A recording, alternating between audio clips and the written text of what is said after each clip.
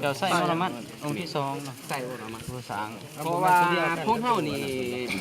มันแบบบริมาอยู่อันนั้นนะอยู่อังกอร์วัด อังกอร์จะสร้างกำลังกับผู้ สางหลัง ตัวนี้นี่จะเป็นต้นฉบับของอังกอร์จะตกอยู่ในศตวรรษที่เก้าเนาะ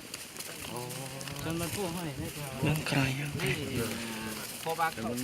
เขาเลิกหันเฮ็ดหันไม้ความว่าการสร้างภาษาแต่ละอันนี่จะบ่คือกันเนาะจะมี